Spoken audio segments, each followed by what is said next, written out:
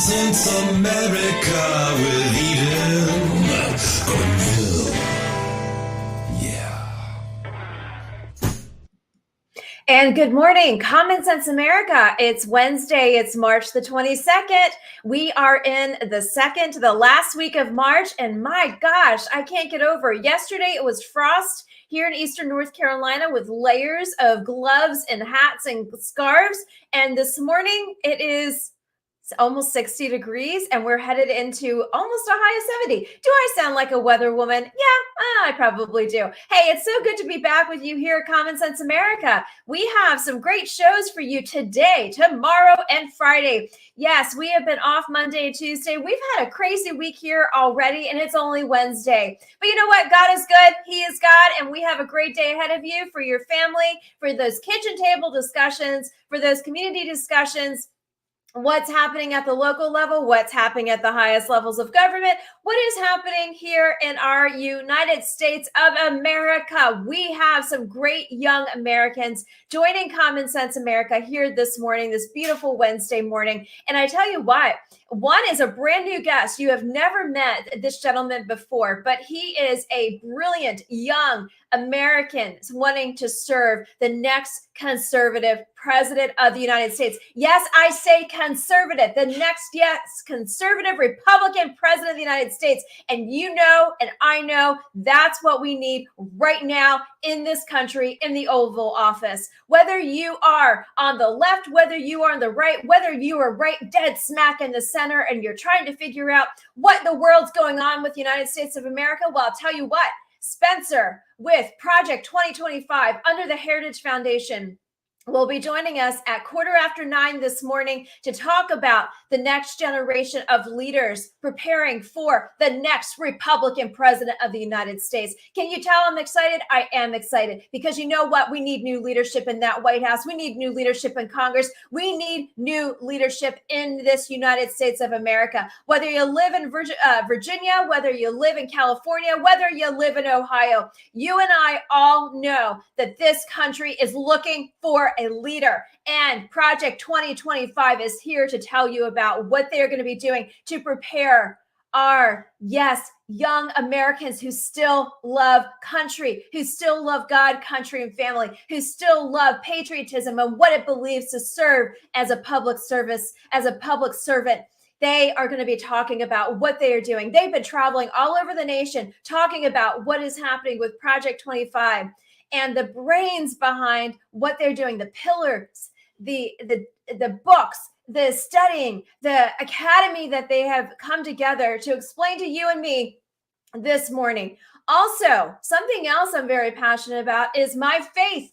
It's my faith and our religious freedoms and what is happening in and around our nation, and what is happening in our nation's backyard, and what is happening on the international basis. I tell you what, there's a lot happening. We're going to be bringing back to the show Victoria Churchill. She's joining us this morning at about 9:35 with American Liberty News. Thank you, American Liberty News, for being such a support here at Common Sense America.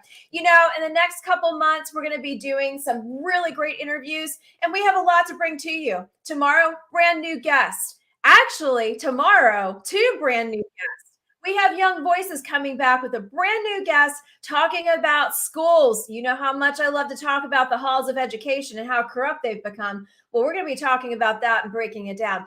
But also tomorrow, we're going to be bringing over to the show someone who ran for state house, someone that I know very well, someone who has become a friend to our family and someone who is fighting to take back Eastern North Carolina from the corrupt old boys club. We're going to be talking tomorrow at the top of the hour. We're going to be talking it all, bringing it all to the table, all topics on the table. Oh, and for you in the back who cannot hear or don't care, you better start waking up because we got a country to save. Yes, we do. And for all those here in local Eastern North Carolina who do care about God, country, and family, who do care about saving our babies, who do care about our halls of education, who do care about taking back the state from socialism and wokeism and the cult, we're here for you. We got a lot to talk about. Friday. You know how last Friday, we did not get connected with Tamara, who was escaped Iran? Well, She's going to be joining our show on Friday morning. First and foremost, she's going to be coming to the show. She was set and ready. There was a miscommunication with her team. It's all good. It's all good. So she's coming back on Friday, and she's going to be joining the show for the first time on Friday. So we have a lot to bring to the table this week, next week, and the coming weeks. And I know all of you guys are headed into spring break. I know that we are looking ahead. We're planning on May, we're planning on June, July, the summer, and even, can I tell you, there are so many things coming up in the fall for both this show and my clients. And you know what, you guys, I haven't told you this, but there is a huge organization out there that has asked me to be a part of their speaking. I'm going to be going on the road speaking. You guys know how much I love to travel. You guys know how much I love this country. And you guys know how much I care about our next generation. So more to come on that. It's a huge opportunity. I'm grateful, but I'm also grateful that I get to represent so many amazing clients. And I also get to come to you here at Common Sense America. Oh, and by the way, you guys, let's see how long it takes for me to get another community strike. I am back up on YouTube, and my episodes that did not air on YouTube that we aired on Rumble, we're still posting on Rumble because Rumble is not censoring the freedom of speech. YouTube is, but Rumble is not. So let's see how long it takes for me to get another community strike before I get taken down off YouTube again. We are live on Facebook. We are live on Twitter. We are live on Instagram, or actually later on Instagram. We're live on LinkedIn and also YouTube. So we have a very special lineup for you this morning and the rest of the week. And I'm so glad you guys could be here at Common Sense America to hear me jibber jabber all over the place and hear me drink my coffee and watch me drink my coffee and talk 10,000 miles a minute. But I'm excited to be here with you guys. We're going to take a quick break, and then we're going to show you the Project 2025 clip that they filmed during CPAC a couple weeks ago with the Heritage Foundation, interviewing different people who have served in the administration under Donald Trump. We're going to be airing that with you, and I'm excited to share that with you. And for all of you who are just learning about Project 2025, go to Twitter, go to heritage.org, go to project2025.org. Check them out. They are an amazing group of young Americans who love this country and want to prepare us and prepare and have everything set and ready for that next Republican president that we get to vote for, that we get to see sworn in, and that we get to see in the Oval Office in Washington, D.C. So we have so many exciting things to share with you. I'm going to take a quick break, and then we're going to air that commercial, and then we'll be bringing over Spencer right after that. We'll be right back.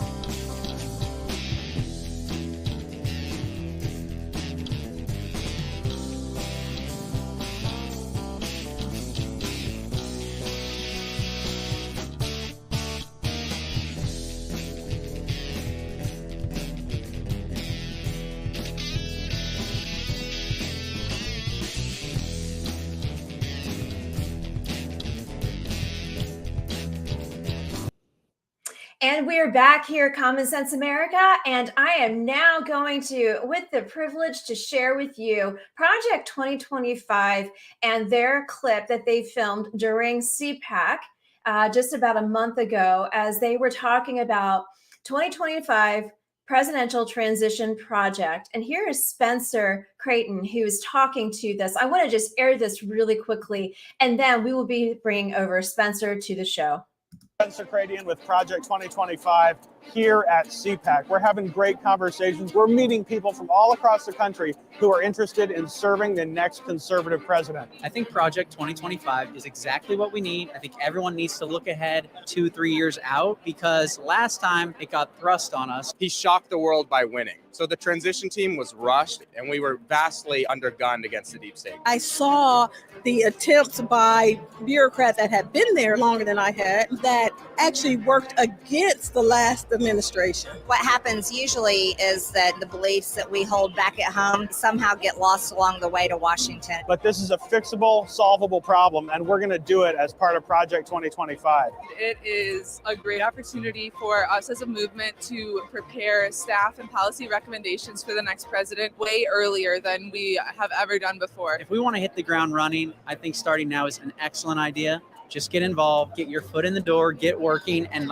great opportunities will come to you. You're going to get attacked by the liberal media. The career bureaucrats are going to hate you. You have to have thick skin. We have to get beyond being bothered by what words they're going to call us. If you're really committed to the cause and willing to go through that, please, we'll welcome you in. We need grassroots patriots to go to project2025.org, sign up for our Presidential Administration Academy, and we will be in touch because together we are going to build the network that we need to ensure that the next conservative president is a success.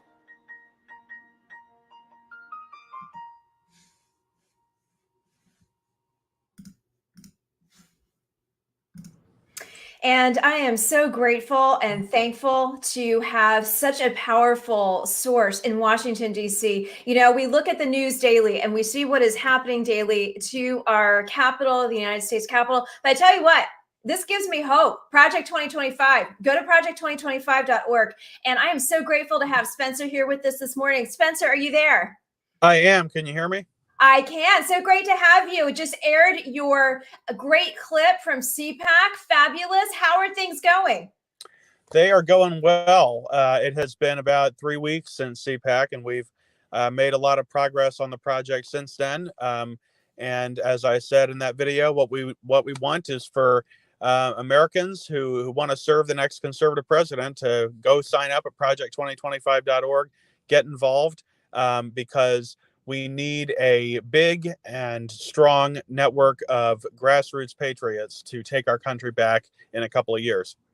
Talk to me about how this all began. Who was the brain power behind this? Was this other staff members from the previous administration, or was this something that had been brewing for a while? How did this come to be? How did this come to birth?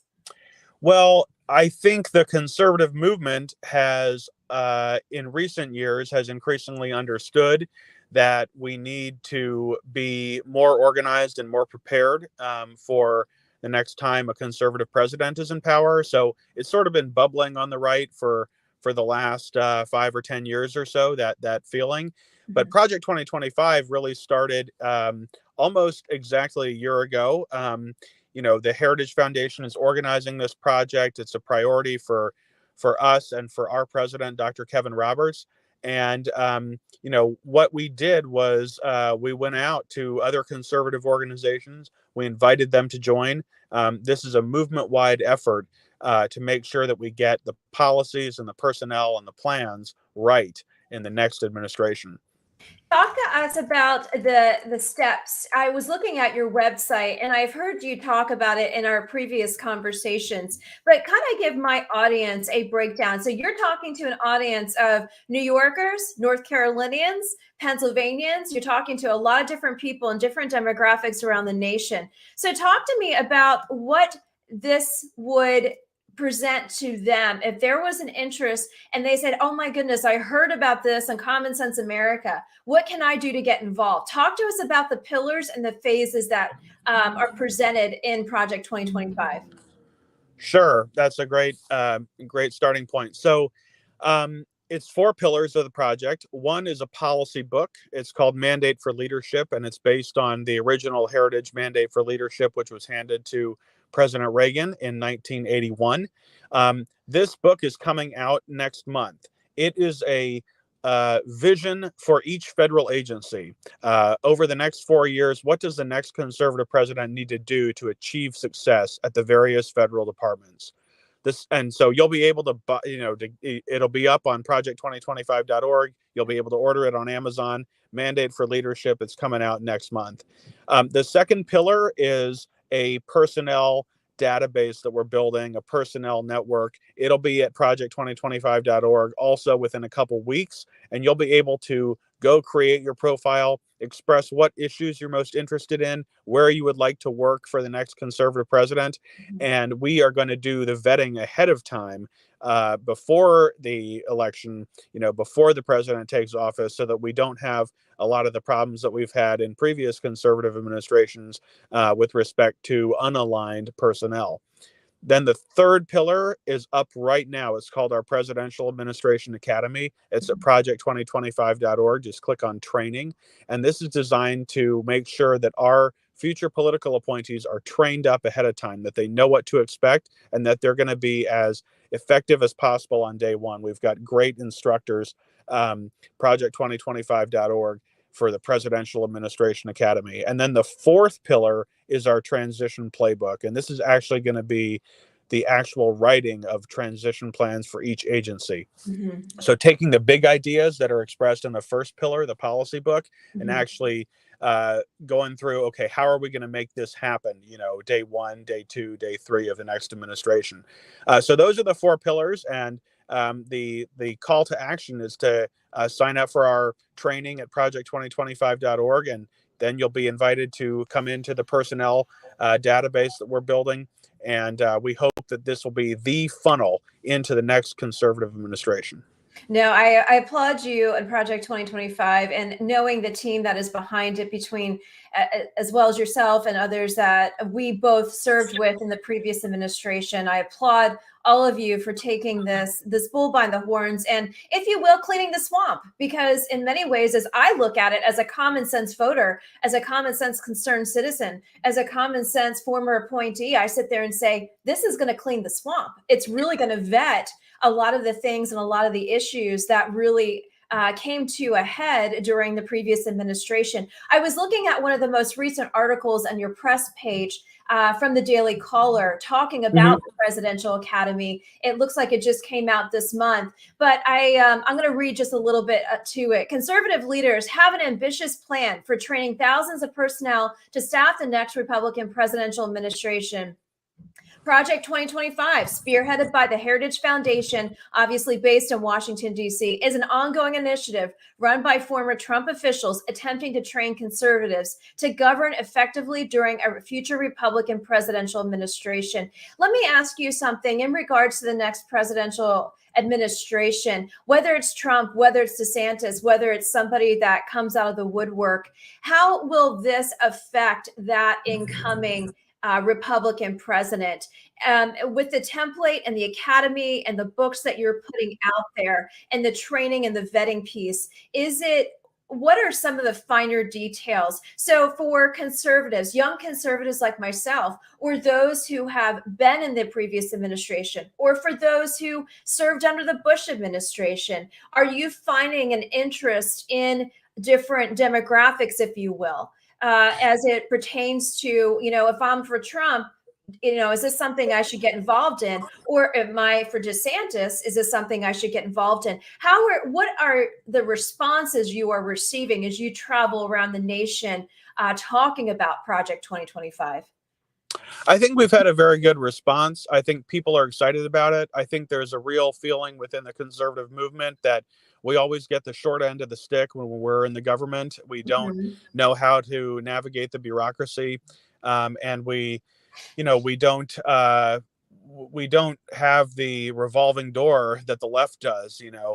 So we're at some real disadvantages. This project is about bridging those gaps and making us experts in governmental effectiveness. And then, with respect to this upcoming, 2-year election cycle, What we like to say is that we're doing the next president's work ahead of time Mhm. for him or her, Mhm. and whether it's the personnel recommendations that we're going to make, or the policy book where they'll be able to, turn to a chapter and read all about a certain department and what is the conservative success at that department. Mhm. We our goal is to do this work ahead of time so that Mhm. whoever the next president is, um, he or she will be ready to hit the ground on day one, hit the ground Mhm. running. And we have people who are involved in this project who have served in many of the last conservative administrations, Mhm. and we've got people involved in this project, some of whom like one candidate or another candidate. It's really about bringing together the movement for whoever the next president is. Yes, most definitely. One of the and I want to thank you and extend a thanks to you for joining us while we were at CPAC Radio Row. And one of the questions that American Liberty News had mentioned, and I wanted to bring that up in this segment, as this is live streaming on YouTube and Instagram and all the social accounts right now to a huge audience, for those who have had trade schools, those who have had an undergrad degree, or those who maybe have had a master's and a doctorate degree, or those who have really just worked on hard work, merit, and the American way and loving this country without all the educational pieces to that. What does that look like now? Because so many different state governments are saying, okay, we have these, these guidelines, they have to have X, Y, and Z. What will that look like for, say, someone who is in a career transition time, who has served in many different capacities, maybe in the private sector, who's a conservative who loves this country and may have only a certain amount of education behind them? How are you vetting them? And are you accepting those who may not necessarily have all your master's degrees along with it, but love this country and know what it is to have a certain trade? How are you vetting them through this process if there's an interest there? Well, we're absolutely wanting people of all backgrounds, all skill sets, and Mhm. all levels of education and experience and political experience to Mhm. come into Project 2025, to put themselves into our personnel database. There Mhm. are political appointments available across the government that are geared towards specific skill sets, or that we can find. We if you are willing to work hard for the next president, and if you got the right values, we'll find a place for you. There Mm. are plenty of people who serve the president who are very good at accounting. There are plenty of people who serve the president who are very good at policy or speech writing, or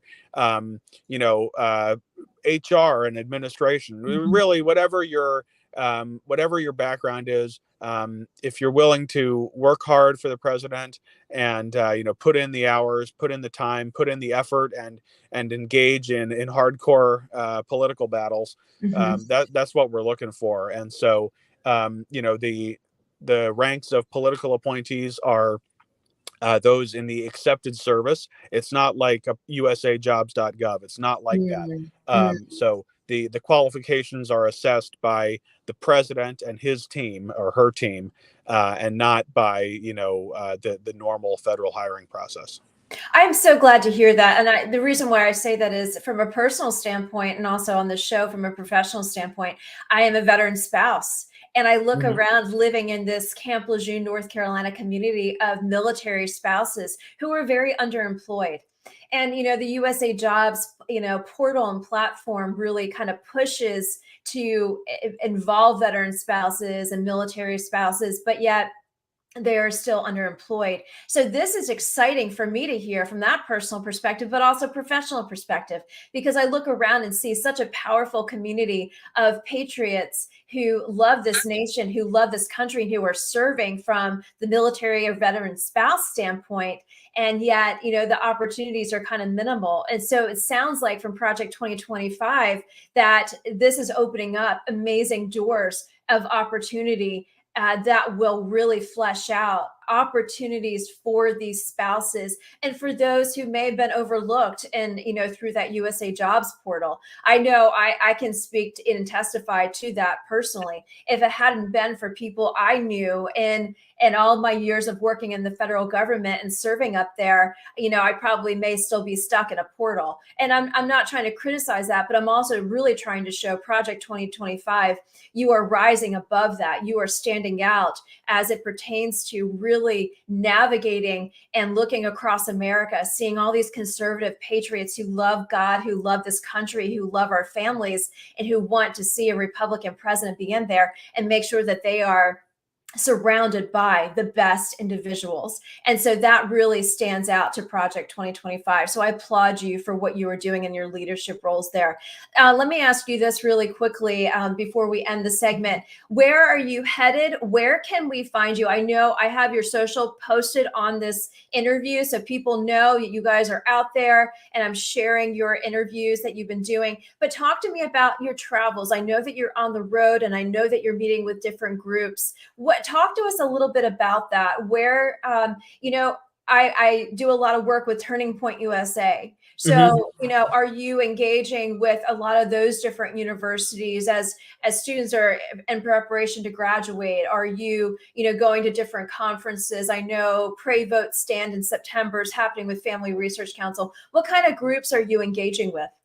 Sure. So you can go, and the full advisory board is on our website at project2025.org. We have more than 50 partner organizations now, and many of them have conferences that they put on. They have podcasts that we go on. They have events that we attend, and so we try to get around to all of those as much as possible. I'm actually going to be at Hillsdale College next week in Michigan. I was in Texas last month at the Young Conservatives of Texas annual conference. Obviously, we had a big presence at CPAC. We had hundreds of people express their interest to us in serving in the next administration. And so we are, we are both in DC, but we try to get out on the road more often and, attract the grassroots Americans who really we need to staff the next administration. And we'll keep you all posted on the website with respect to recent and upcoming travel and events. And then, with respect to the point that you made earlier, you're absolutely right. We need more veterans and their spouses and retirees, as well as the lawyers and economists and doctors to staff the next president, because everybody has a role to play. And if you're willing to, if you got the right values and you're willing to work hard, you can succeed in Washington on behalf of the next president. Oh, most definitely. Thank you, Spencer, for saying that. I really appreciate that very much. This community here in Eastern North Carolina is retirees, active duty, and everybody in between who really just love God, country, and family. So I'm excited to, just bring that to the table. Spencer, as you were talking, I'm sitting here thinking we need to get you and your team down here to Eastern North Carolina to meet with our military spouses to set up an opportunity. I think there's a ton of opportunities, and my mind is just spinning right now with ways to have you guys in these parts, if the timing is appropriate, just to make some great introductions and really talk about what's ahead. I love the fact that you guys are being so proactive, that you are bringing such positive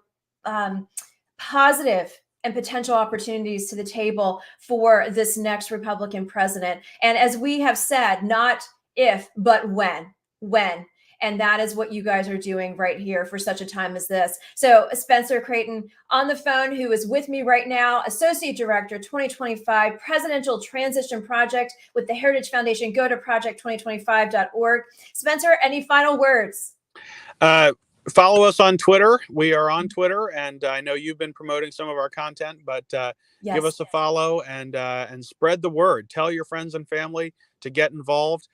This is the conservative movement's plan, and we have a plan for the next president. And it's really an exciting opportunity for us to uncover so much that is out there waiting for us through this project. So thank you for having me on, and I would love to to come to North Carolina and get outside DC more and really meet people where they are. And this is a call to action. We're going to bring Mr. Smith and Miss Smith to Washington in 2025.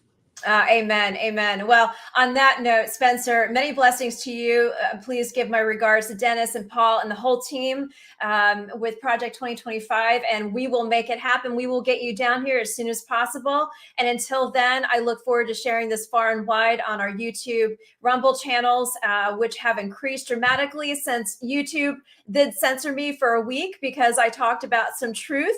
And so we are back. And you know what? During that time period, my numbers went higher than ever. So you know what? Let's keep talking truth and let's get a Republican president in there and let's make it happen. So I applaud you guys. And until then, we will see you soon. Thank you very much for having me, Eden. I appreciate it. My pleasure. Have a great day, and I'll talk to you later. Bye-bye. You too.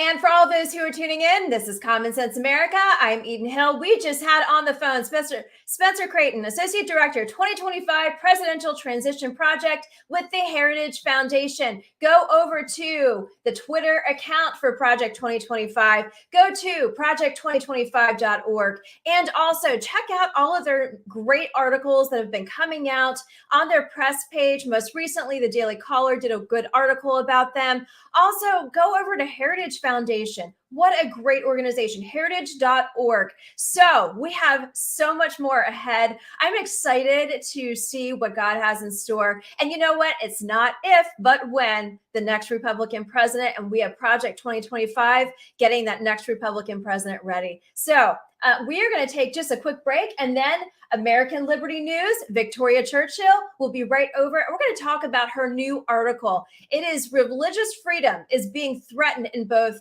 allied and adversarial nations. So we have a lot to talk about, from the United Kingdom to China to the United States. We're going to be talking about our religious freedoms, our religious rights. So we're going to take a quick break and we'll be right back. Thank you for joining Common Sense America.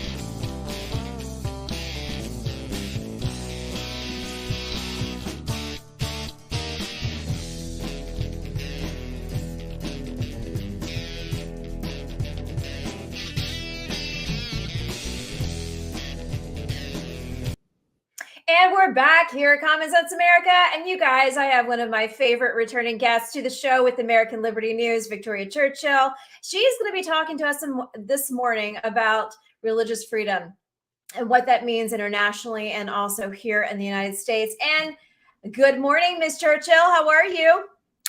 I'm doing so great today, Eden. Thank you so much for having me. So glad to be back on the show. Oh, my pleasure. Happy Wednesday. I'm hyped up on my coffee.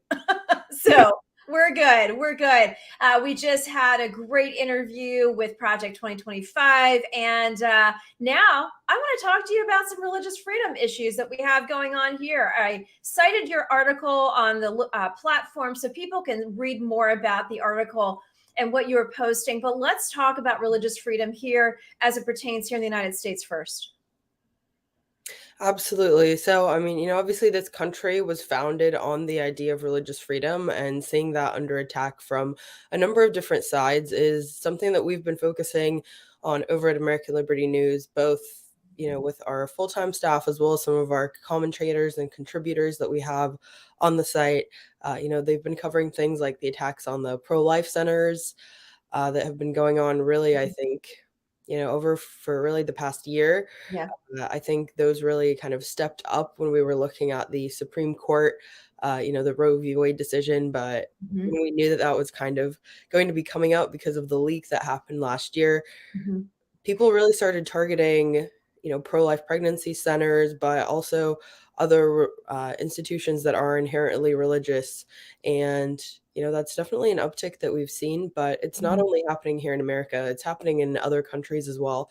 And that's what my recent piece that you cited down there, it Mhm. really focuses on, is that the threat to religious freedom has seen an uptick throughout the globe in both countries that we are a little bit warier of, but also in some of our strongest allies. Mhm. This has been happening in the UK. The uh, protesters outside of abortion centers there, first of all, they were told that they couldn't even privately pray outside of abortion centers. And then, in America, that would be obviously a First Amendment violation because of free speech, but also because of freedom of assembly. Mhm.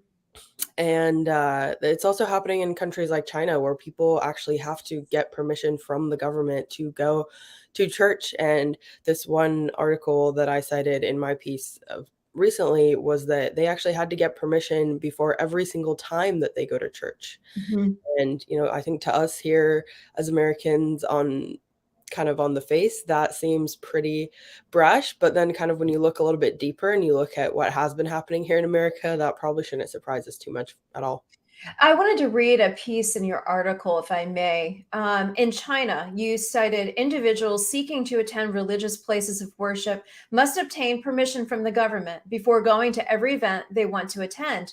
Breitbart reported the following this week, which was discovered by China Aid. Quote, the government must grant prior approval before a worshiper to be can attend a Sunday Mass, a Friday mosque prayers, or such events, and must do so before every single event, meaning on at least a weekly basis for Christians and Muslims. The quote, smart religion application, ironically, does not allow the use of religious identification keywords such as mosque, temple, Christianity, Catholicism, the China Aid noted. America has long been a nation that has been a safe haven for those seeking religious persecution. The very notion was something that this nation was founded on. Today, religious persecution is still a category under which migrants can be granted asylum in this country. While governments threaten religious practitioners in nations both near and far, America does remain a safe haven. So, do you agree that we still are a safe haven for religious freedoms and for those who are coming over here because of their seeking asylum, if you will? What are your thoughts on that? I mean, I wrote it in the piece, so I think overall we still are one of the freest nations, but this is Mhm. something that we have to call awareness to and see what is going on in other nations to make Mhm. sure that these people, if they leave a nation because they were being persecuted, make sure that their experience in America is different because, again, that is something that this nation was founded on. Right. And I think that if we don't kind of raise the awareness to a path that we could go down, then we will go down it very quickly. And I think that you see this with really a lot of things that happen within the political realm, is Mhm. that people don't realize until it's too late. Like if they ignore kind of the warning signs, then when we've gone completely down that rabbit hole and there's no going back, that's when a lot of other people decide to kind of wake up and be like, hey, what's going on? This isn't very American. But that's why we have to call attention to it early. I'm glad that you are because I'm coming at it from a couple different angles. First angle I'll come at it from is this. Having been raised in the North and living in the South, I have been raised in the Protestant churches, Catholic churches. I have access to my Bible, and I know I can pick it up every day. This morning, like I did, to read Scripture, and knowing that it's not going to be taken from me. But here's the other angle I look at it. Having been a missionary, short-term missionary to China, having to go over there from the standpoint of being English teachers and talking to young children about Jesus, Yes, I said it on my show. I said Jesus. And YouTube could strike me down again. That's fine. I'm going to talk about my faith. What I see and what I saw 10 years ago over there, we had to be very discreet about our Bibles. We were being watched. They were monitoring our bedrooms, our dorm rooms. They were videoing everything that we did. And I remember as we were departing one city in China, we found out that one of our kids who understood what it is to have a faith, their parents were taken into and put into prison. And I go back and I say, hey, we here in the United States can still pick up our Bible and we can still gather together. We can still pray together, with the exception of the abortion clinics, which still bothers me. And it should bother me. But then I also say to that, if we do not watch these warning signs, prayers being taken out of school, and God we trust is trying to be removed from our currency. God is being removed from a lot of things, but yet those are the warning signs that you talk about. Those are flags, red flags that we need to be aware of. And that's something for my common sense audience who's in the Bible Belt. And I know you know what it's like to be in the Bible Belt. People are all about going to church. They're all about their freedoms to gather together and pray together. But are we seeing differences in different pockets of the country? Are we seeing a more removed of religion and God out of everything? Are we seeing that cultural fragment really kind of tear down what this country was built upon, Judeo-Christian values? What are your thoughts on that? I think it definitely does vary from state to state, region to region. As you know, I've lived in a number of different states across the country, and their approach to things like prayer in schools, or even really teaching the foundational history of this country, where again, it was founded by people that were fleeing religious persecution. That varies from state to state. You know, that's something that is a bit of a hot button issue right now, right? When you talk about educational standards and teaching history a certain way, there are some individuals that are trying to take really the history and rewrite it. And that's why people have to stand up. I know that you do a lot of work with parents that are speaking out against these new standards that are trying to be implemented either at the individual school district or school board level, but also statewide. And even like the governors that are standing up for what's true history and don't want a rewritten version of history. Those governors are being shamed by their peers, by the mainstream media. And, as activists and as people that are involved in the political process, people need to make sure that they stand up for the things that they care about, because if they don't, they could be gone with kind of past the point of no return. And that's why they have to make sure that the things that they care about, that they voice to their elected officials, that these things are important to them and they're important to be preserved for the next generation. Obviously, there's the quote that everybody always uses, is that freedom is never more than one generation away from extinction. And that is because if people stop, paying attention to what's going on, those freedoms can go away very, very easily. And, I honestly think it's less than a generation. I mean, we saw even during the COVID lockdowns, right? A lot of these governors in these leftist states didn't want people gathering at church. And, in those states, a lot of people kind of rolled over and were like, okay, this is what the government's telling me to do. I want to be, an obedient member of society. So I'm just going to think that that's okay. And, I think even if you look at statistics, church attendance, even since the pandemic, has gone down very extremely across the country, and especially in places where people weren't able to go to church, a lot of them didn't come back. And it's such a key part of kind of our moral fiber and being of society, is having these values instilled in our society. One thing that I talk about a lot is that with my family, we're kind of a little bit split religiously. So I didn't grow up going to church, but a lot of the values that are instilled in these Judeo-Christian communities, they're just such an essential part of our being as a society. So even if you aren't a religious practitioner yourself, it's still important to know these things and know that again, just in terms of history and the Yes. history of religious persecution, Yes. with, again, what people have come to America fleeing that, but also what happened in other countries where people didn't flee. My grandma is a Holocaust survivor, Hmm. and she was very little. She was, I think, 3 years old, and she was living in uh, Russia at the time, and they had to go to Poland to escape.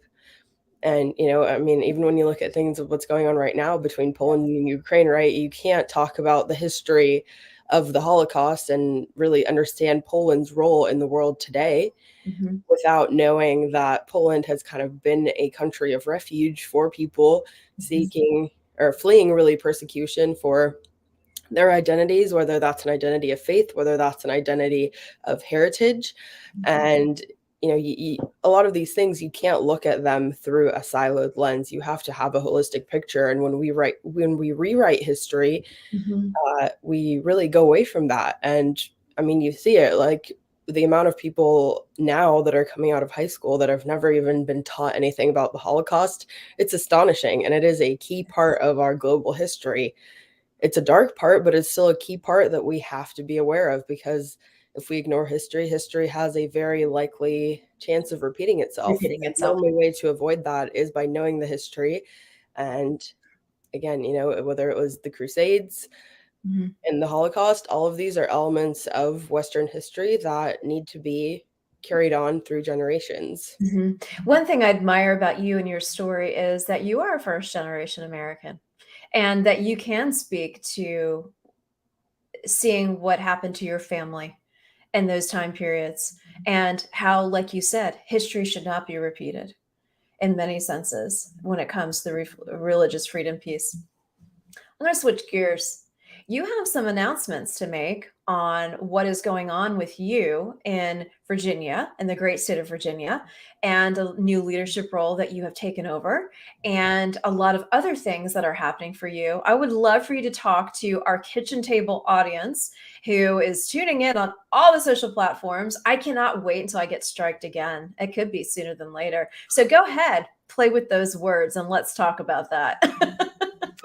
Well, so as you know, and I think I've mentioned on the show at least once, I think it was during the CPAC show that we taped together, I'm Yep. now the chairwoman for the Young Republicans in my area, Arlington Mhm. Falls Church in Northern Virginia. So if there's anybody in your audience that lives there, is a young conservative between the ages of 18 and 40 and wants to get involved with our group, please do. We would love to have you. We are working on growing the group so that we can be effective in the elections that happen in Virginia. Obviously, in Virginia, we're blessed to have elections every single year. And right now we have, in 2023, every single Virginia House and Virginia Senate seat Yep. up. And so if you care about our freedoms, a lot of these issues right now, even though Republicans have control of the Virginia House, they can't do a lot. And, Governor Youngkin, there's a lot of policies that he wants to change that are leftover bad policies from the previous administration. He can't do that unless the Senate is taken back. And so if you're anywhere in Virginia, you can be a part of it and getting Yeah. involved with your local either Young Republican club, or if you're over 40, obviously still want you to Old. be If involved. we're old. Over 40, I mean, there's a distinction with the group, but a lot of people are involved in both. Yeah. And as we kind of say, people age out of being a young Republican, we still want to make sure that they're connected with their Yeah. local GOP units to be effective. And, I think where we're based in Northern Virginia, we really have the chance to impact a lot just outside of our own backyard, because, obviously door knocking in Northern Virginia, it's pretty blue. So It even is. though we don't write it off completely, we still want to show presence. What we actually choose to do as a club is we choose to do what we call deployments. So weekend door knocking trips around the Commonwealth to other districts that could really be the difference makers in the House and the Senate, again, so that we can accomplish a lot of these overarching policy agendas and goals. And so, kind of along with that, outside of my role just directly with my chapter, I'm also going to be seeking the position of National Committee Woman for the Young Republican Federation. So that would put me along with about 150 other young active conservatives, where we would meet with quarterly meetings and things like that to make sure that as a force we are unified, electing Republicans up and down the ballot. And Mhm. again, even maybe people that are running in local races, they might not actually have an R next to their name, but they are endorsed by other strong conservative groups in a race like a school board or a board of supervisors race. We have quite a number of those coming up in Virginia this year as well. So we will probably be mobilizing for a lot of those candidates that share our values.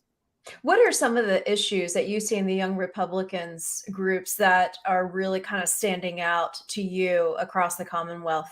Is it is it more of the economy, or is it, a lot of you are young, probably young parents, or those who aren't even parents yet? It's any of the school choice I know is a big thing in Virginia.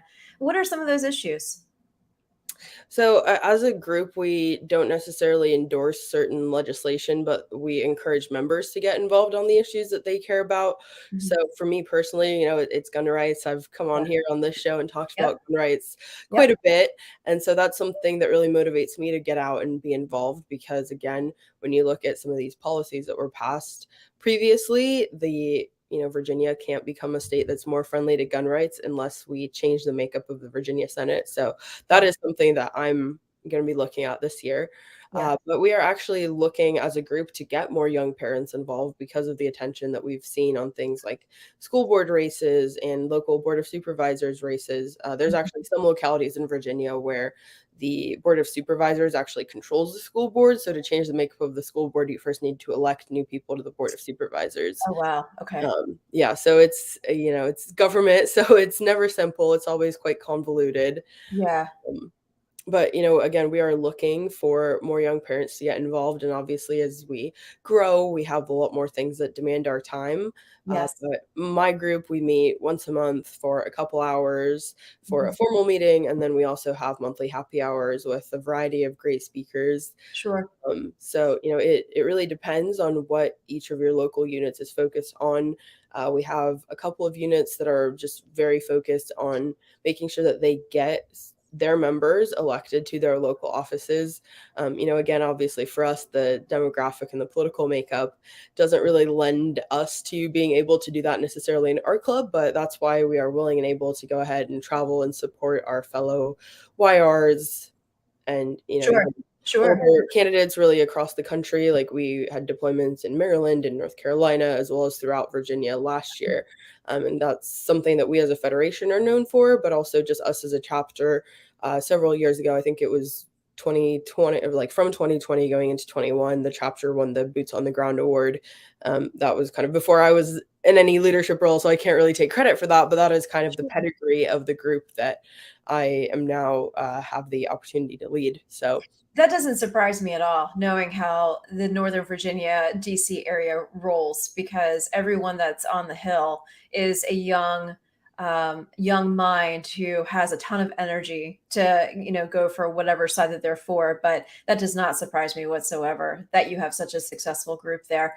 Talk to me about any Hill happenings, because I know you're working on that as well. Anything coming down the pike? We are in spring. Spring break is right around the corner. And then we head right into Memorial Day and summer. So, what do you see ahead on the forecast from American Liberty News and then your Hill happenings? What do you see coming down the pike? yeah, so there was a bill that President Biden decided to veto with basically what banks could invest your investments in. Mhm. And that was something that was passed by a bipartisan majority in both the House and the Senate. But this is something that President Biden vetoed. So I Mhm. think Republicans now have kind of put their heads together to try and override that bill.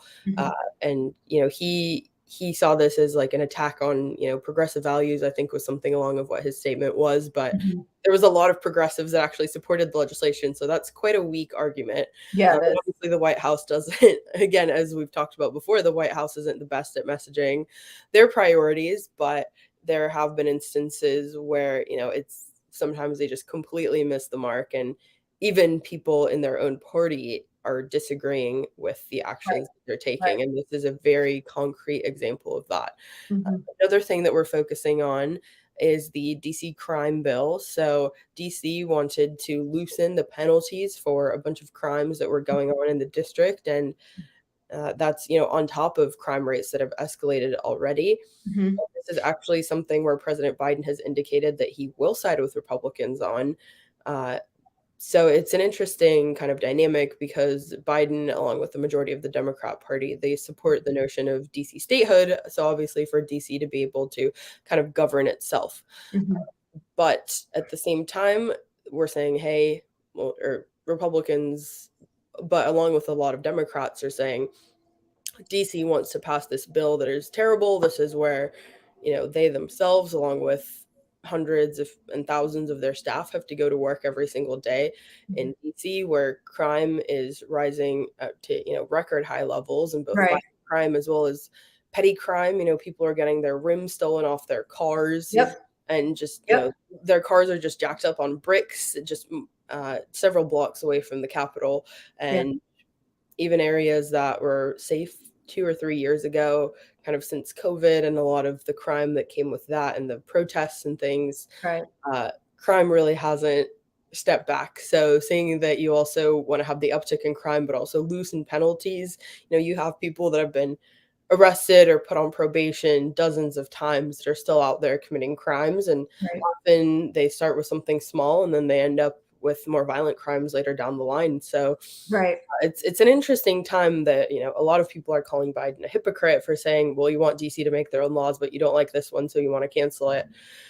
But it'll be interesting to see what he does. Like I said, he has said multiple times that he does plan to actually sign the legislation, which a lot of Republicans are focused on. But I forget what publication I was reading it in, but they're saying, Democrats have decided that crime is going to be a national issue even for them. But I remember even in the Trump election in 2020, he had that ad that I don't think I will ever forget that, somebody calls the police and then they say, oh, thanks for calling. Your hold time is going to be like 11 days. Exactly. And Yeah. so this is something that Republicans have been beating the drum on for, at least the past 2 election cycles, if not before. And so I Right. think the mainstream media, along with the Democrat Party, is actually waking up to this finally. So that's Took long enough. yeah, exactly. But they're saying, it's finally come into the national fold, and it's like we've brought it in for the Right. past, 2-3 years, right? The past 2 election cycles. So that would be at least the past 3 years. So Yeah. it's an interesting kind of narrative that's coming from them. They're like, hey, we've woken up, we actually care about this now. And it's like, where have you been on this? Yeah, no, it's yeah. So many different things coming from that White House, which they do not have any communication skills to save their life. So anyway, on that note, final question: have you had a chance to pick up James Rosen's new book on Justice Scalia? I have not. No, I will put it on my reading list. Put it on your reading list. I heard his interview this morning with 990 AM, Chris DeGaulle, and James was I remember James when I worked at Fox News. Great man, a great speaker, and I'm eager to get the book, but it's a very positive focus on Justice Scalia, where every other book had been written about him has been more of the negative commentary. And so I'm excited to put it out there for everybody to pick up and read. So add it to your list, add it to your list. Where can we find you, and what articles are you working on before we call it a morning? So you've got the website running down Yep. here, americanliberty.news/author/Feast-Nitzar. That's my profile. So that's where you can find all of my latest things, as well as Okay. Twitter, Facebook. I've got some exciting speaking engagements coming up, and even just ones that I've done in the past week. Actually, last night I was with my friends at America's Future. It's a great group of conservatives and libertarians all around the country, and they have what they call kind of hubs. So they're like individual chapters across the country. And I was there kind of talking about my own journey in activism and in media and kind of how I've made the transition. And America's Future was a big part of that. So I loved sharing their role in my journey because I really would not be where I am today without them. So got to speak to their chapter last night. So hopefully they'll get more to come. Yes, hopefully more to come. So, if anybody wants some speakers on some issues that I talk about, for me, primarily it's Second Amendment, crime, really kind of the hard hitting stuff. But I, sometimes I do get into things that we really base our ideologies on, like what I talked about earlier today, the religious freedom piece. Yes. Again, foreign policy, I wrote about that a few weeks ago for a longer weekend piece. Obviously I don't have a military background. I don't have a foreign service background, but for myself, just kind of coming from several countries that are in the news, that gives me a different perspective. Again, more than just kind of the classic expertise perspective. I come at it from a personal angle. So those are all topics that I love chatting about, love writing about. So Okay. Thank you, Eden, for giving me the opportunity to chat about.